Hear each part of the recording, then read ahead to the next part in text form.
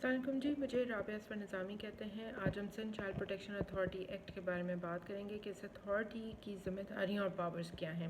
سب سے اہم ذمہ داری اس اتھارٹی کی یہ ہے کہ صوبے کے اندر ڈسٹرکٹ لیول کے اوپر اور صوبے کے لیول کے اوپر جو چائلڈ پروٹیکشن کے حوالے سے ایشوز ہیں ان کو مانیٹر کرنا۔ دوسری اہم ذمہ داری یہ ہے کہ جب بھی کسی بچے کا کے حوالے سے کوئی کرائم رپورٹ ہو اور اس کو پروٹیکشن کی ضرورت ہو تو اس ادارے کی ذمہ داری ہے کہ وہ اس کو ریکوائرڈ پروٹیکشن فراہم کرے۔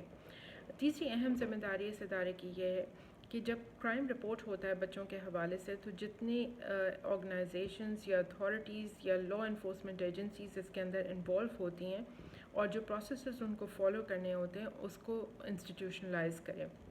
یعنی اتھارٹی کو وہ گائیڈ لائن فراہم کرنی ہے کہ بچوں کے حوالے سے جب کوئی ایشو رپورٹ ہوگا تو کیا پروسیسز یا کیا سٹیپس پرفارم کرنے ہوں گے ایٹ ایچ لیول، چاہے وہ پولیس اسٹیشن ہو یا ہاسپٹل ہو یا پھر بیسکلی پروسیکیوشن کا سٹیپ ہو۔ ہر سٹیپ کے اوپر ایک سرٹن گائیڈ لائن فراہم کرنی ہے کہ وہ پروسیسز کیا ہوں گے جو کہ بچے کو تحفظ دینے کے لیے فراہم کیے جائیں گے پوسٹ کرائم۔ اسی طریقے سے صوبے کے اندر جتنی آرگنائزیشنز یا باڈیز یا کوئی بھی ادارہ موجود ہے جو کہ بچوں کے حوالے سے آپریٹ کر رہا ہے، چاہے وہ ویلفیئر آرگنائزیشن ہو، ریمانڈ ہومز ہوں، آرفنیجز ہوں، ایجوکیشنل انسٹیٹیوٹس ہوں، even to an extent hospitals یا پارکس ہوں،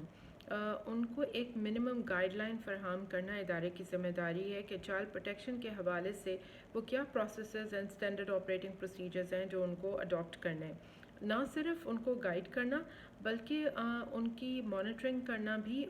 چائلڈ پروٹیکشن اتھارٹی کی ذمہ داری ہے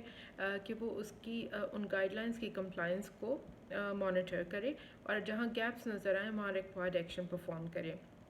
اس کے ساتھ ساتھ چائلڈ پروٹیکشن اتھارٹی کی ذمہ داری ہے کہ صوبے کے اندر صوبے کے جو قوانین ہیں وہ، نیشنل لیول کے اوپر جو قوانین ہیں وہ، اور پھر جو پاکستان نے انٹرنیشنل انسٹرومنٹس سائن کیے ہوئے ہیں چائلڈ رائٹس کے حوالے سے، جو کنونشن چائلڈ رائٹس کنونشن کے جیسے انسٹرومنٹ سائن کیے ہوئے، ان کی کمپلائنس کو صوبے کے لیول کے اوپر انشور کرے۔ اور اگر کہیں پہ قانونی طور پہ کہیں پہ گیپ نظر آتا ہے قوانین کے اندر تو اس اتھارٹی کی ذمہ داری ہے کہ وہ قوانین کے گیپس کو ایڈریس کرنے کے لیے لیجسلیٹرز کو ریکمینڈ کرے تاکہ لیجسلیشن کی جا سکے اور قوانین کو اور اسٹرنجنٹ کیا جا سکے چائلڈ پروٹیکشن کے حوالے سے اور اس کی امپلیمنٹیشن کے لیے بھی۔ تو یہ تو کور رسپانسبلٹیز ہیں جو کہ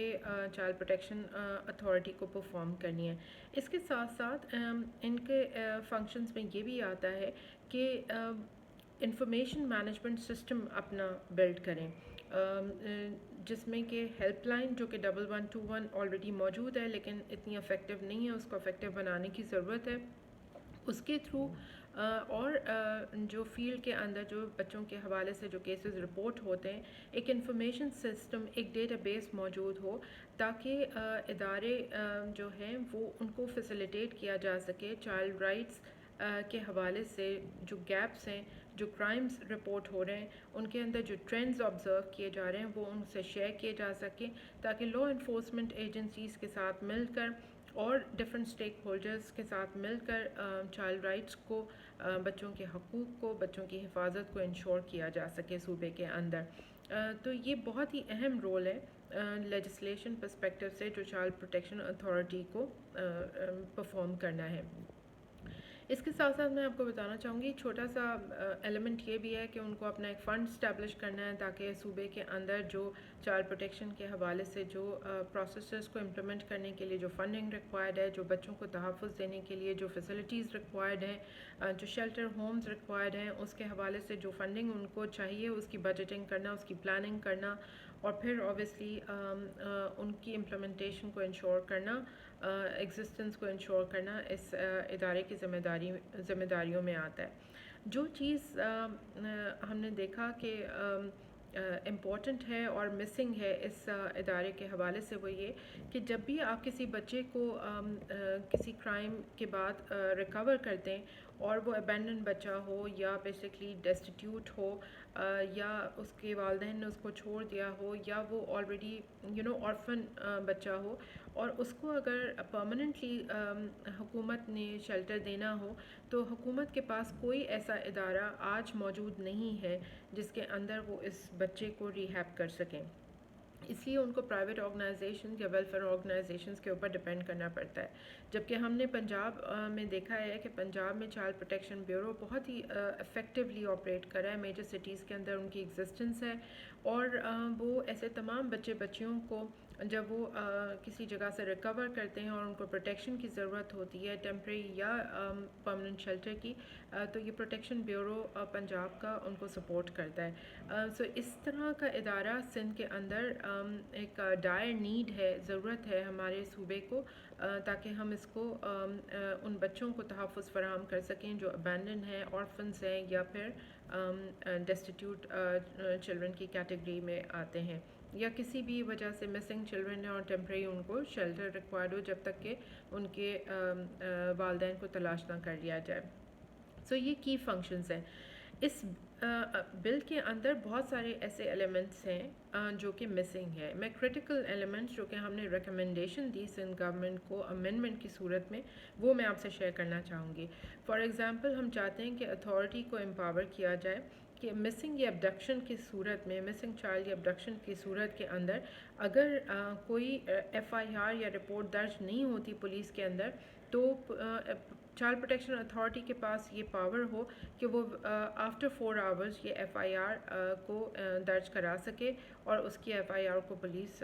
جو ہے وہ درج کرے۔ تو یہ پاورز ہم دینا چاہتے ہیں چائلڈ پروٹیکشن اتھارٹی کو، کیونکہ عموماً ہم نے دیکھا ہے کہ بچوں کو تلاش کرنے میں دن نکال دیے جاتے ہیں اور ایف آئی آر درج نہیں ہوتی کہ شاید مل جائے، لیکن ہم نے اس لاء کے اندر ریکمینڈ کیا امینڈمنٹ کی صورت میں کہ ودن 4 آورز اگر کوئی بھی جگہ سے ایف آئی آر رپورٹ نہیں ہوتی اور مسنگ چائلڈ ہے یا ابڈکشن کا کیس ہے، تو چائلڈ پروٹیکشن اتھارٹی کی مدیت میں ایف آئی آر درج کی جائے۔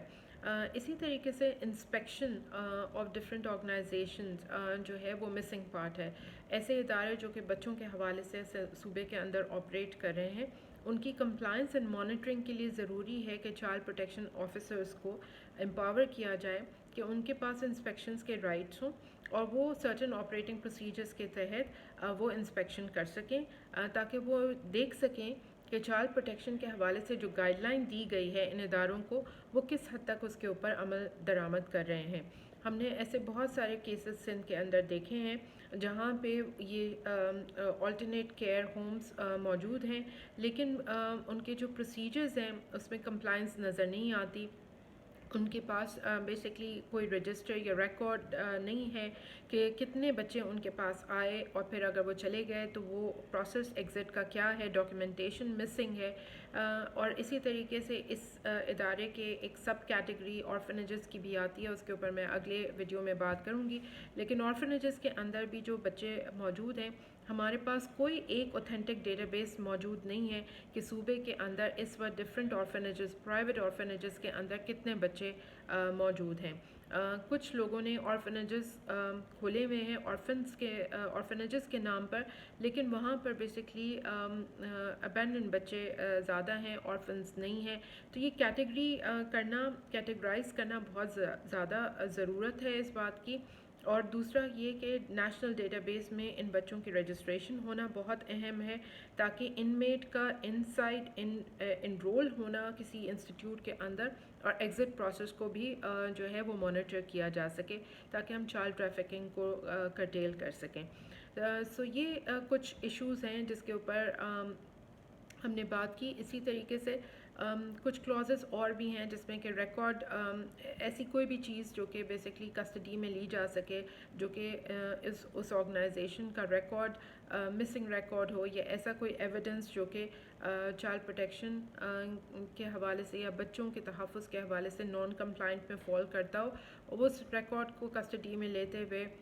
لیگل پروسیڈنگز کو کنڈکٹ کیا جا سکے۔ سو یہ کچھ ایریاز ہیں جو کہ ہم نے ریکمینڈ کیے ہیں ایز امینڈمنٹس، اینڈ امید کرتے ہیں کہ